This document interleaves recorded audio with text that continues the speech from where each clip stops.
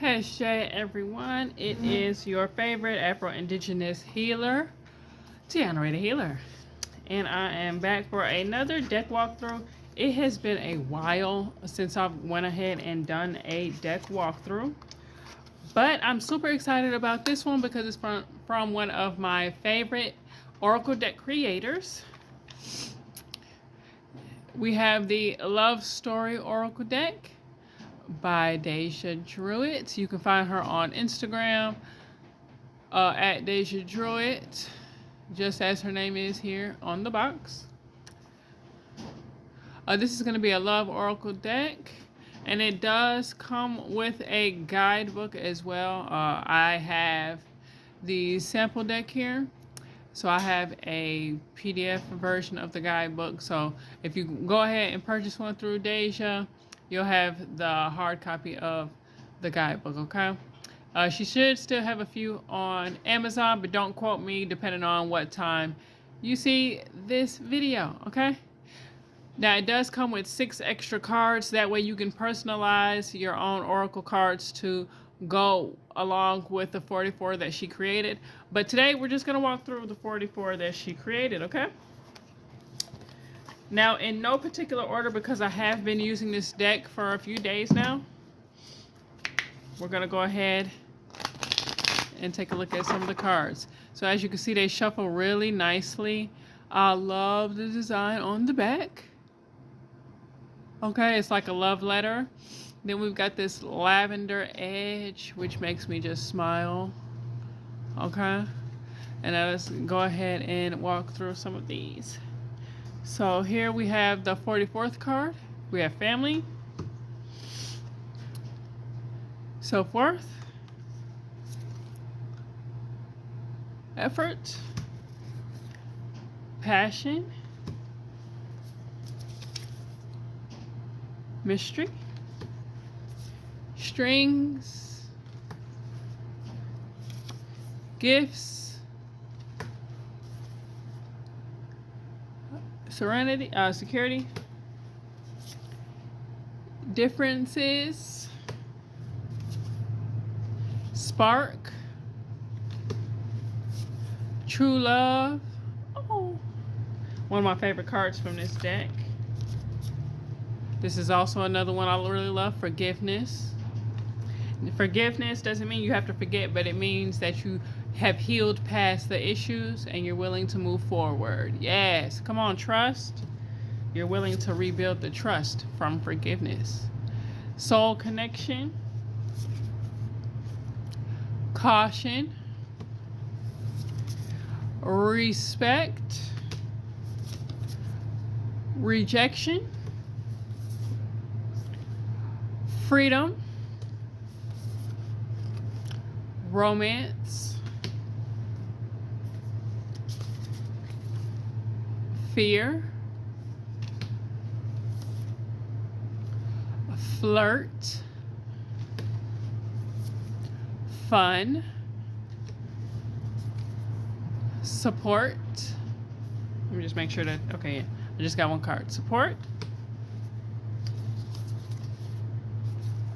balance, spy. I am guilty of this myself. Don't look for what you don't want to see, y'all. Commitment,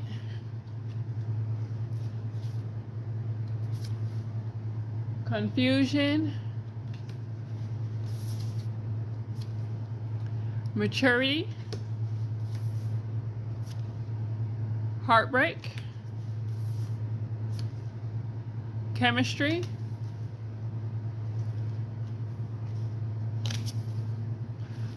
friendship, guarded, codependency, daydream, communication, patience, hope, self-love, control. Open up. Healing. Regret. Influence. And memories. Okay? So that's 44 cards in this Love Oracle deck. Again, she does give you 6 additional blank cards to be able to utilize and create your own. For example, what was coming to my head, because a lot of people within the spiritual community, as the last year or couple years, have been, you know, obsessed with twin flames. That could be a really good card. Karmic relationships, soul ties. You know, I know we have soul connection, but that gives me more of like soulmate vibes. Whereas soul connection soul ties gives me, you know, kind of more of the trauma bond. You know, we connect because we've gone through a similar anguish and turmoil that it connects us. But because of, you know, certain soul ties, you need to break it, because it actually hinders your growth rather than allowing you to flourish. Okay, so I'm just gonna do a couple readings just to give you an idea of ways that you can utilize this deck. Okay, so I operate, you know, out of love for jump cards.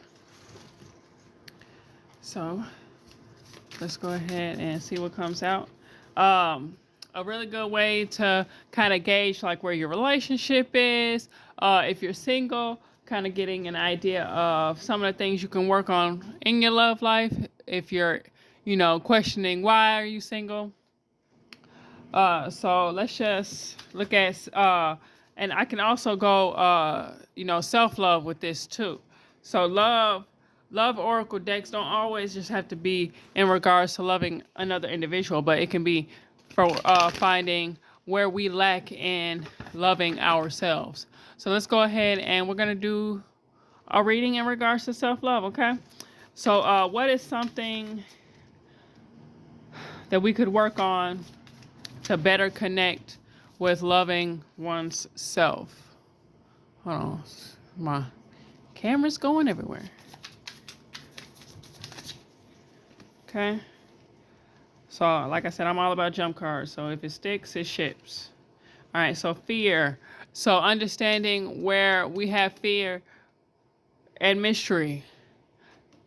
So not only are we fearful of loving ourselves, in a sense, not of, you know, what's to come out of self-love, but, you know, fearing that, you know, we're not good enough, and not understanding our own special, you know, power, what sets us apart from any other being in the cosmos. Because, you know, the Most High has created many things. So what do we fear that we are not worthy enough to attract the love?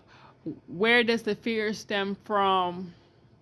And where is the fear creating a blockage within our love life that is hindering us from seeing not only our self-worth, but giving others the opportunity to love us before we just cut and run? Okay, and then mystery. So the mystery lies in the search, in the yearning and the willingness to grow and move past the fear.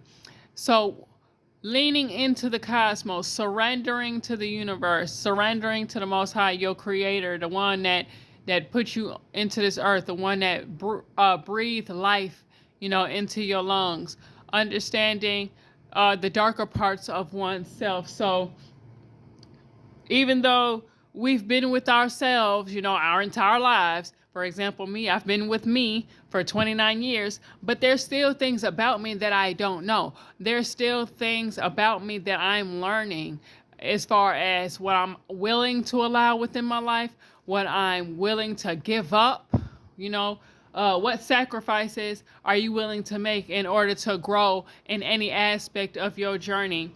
Where does the line, you know, cross from being the light versus marinating in the darkness? You feel me? And then I'm going to just do one more just to see what pops out. So let's do in regards to interpersonal relationships with external beings. Okay, so we're moving out of self-love and we're going to relationships. So I do have a client that has allowed me to do a reading for her through this walkthrough.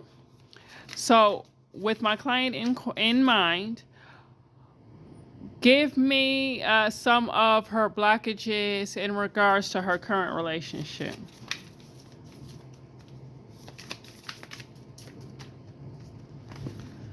Okay. See if anything else comes. Haha, mystery again. And I know a lot of people are into, tarot spreads, but I like to, again, do jump cards so Spirit can move how it wants. No particular order, okay? Because spreads are good if I want to know, in essence, what particular card goes with what. But if you truly just lean into your intuition, you'll know. All right, so we're not getting any more jump cards. So again, in regards to blockages for current relationship, so we've got daydream here. So daydream is giving me the energy that we're expecting too much. Okay, so we're being a little irrational in our expectations of others. There are certain things that your partner may not be meeting in your eyes, but is it that the things that you want from them are attainable and rational, realistic, or is it something, far-fetched and more of like a fairy tale? A lot of us romanticize love to the point to where it becomes unattainable for us. If certain individuals don't check A, B, and C boxes, then we just quit. We just like, you know what? It's too much. You didn't hit B, so that's a red flag for me. Okay, and we become rigid and we become stiff in the way that we receive others. We are all imperfect beings. That's why we're on the earth, to learn karmic lessons, to grow and raise our consciousness to higher vibrations. Spirits and beings are supposed to operate out of love. Earth is not like that. It's more hate than it is love. So we're trying to learn and grow past that. So being realistic and what we require of our relationship. Effort. So effort is on both parts, okay? We have the watering can here, so the plant ain't gonna grow if the gardener is not tending to it, right? So not only being more realistic in our expectations of others to love us and to be loved, but to put in effort on both sides. You can't expect someone to just shower you with gifts, shower you with lovely words and compliments, and you're just receiving it the entire time and you're not giving anything back. Like, yeah, I can say, sweetheart, you look very handsome today. And it's really kind of going to put a pin in my balloon if the only thing I get back is a yeah, or a I know, or a thank you, and then you just dry. I don't get nothing back. I can't get a, oh, you look nice today as well. Or you want to go out. You just waiting for your partner to take you out all the time. You're not ever planning anything out of the box or surprising them and taking them out as well. So as much work as you want your partner, your spouse to put in, it's got to be reciprocated, okay? And then again, mystery. So that's the spontaneity within a relationship, keeping it fresh, keeping it lighthearted and like it was, in the beginning, especially when it comes to marriage. Sometimes we get so used to our partners and our spouses that things start to get stale. Things start to get boring because, we get wrapped up in our routines of work. If you have children, you get wrapped up in parenting. So we end up losing ourselves within the day-to-day that the relationship ends up in a back burner. But you always should keep it in the forefront because that's what's going to sustain you, right? That's what's going to give you that long-term marriage. That's going to give you, that 50-year, 40-year, 30-year marriage that a lot of people are looking for. You want to be able to say, I met this person in my 20s, my 30s, hell, my 40s, and we're together in our 60s, 70s, 80s. People are living to 100. That's the thing. It's all about the way you take care of your body. So just like your body needs rest, it needs, food and drink to sustain. You have to be able to sustain a relationship. You have to feed it. You have to water it. You have to keep it interesting. No boring times, okay? If we doing Taco Night Tuesday, let's switch it up next week and make it Teriyaki Tuesday. Do something.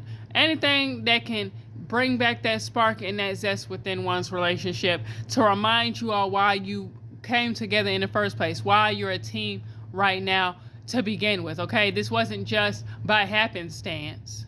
There was a purpose for you to come together in the beginning, and there's a purpose for you to be able to sustain and to continue to ride the waves that life will bring you, okay? So with that being said, I'm going to go ahead and stop the video here. I'm going to show you one last time this awesome book here, or card box, just so you can get that deck creator name one more time, Deja Drewit. All right, y'all, stay blessed, try not to stress, and enjoy your journey.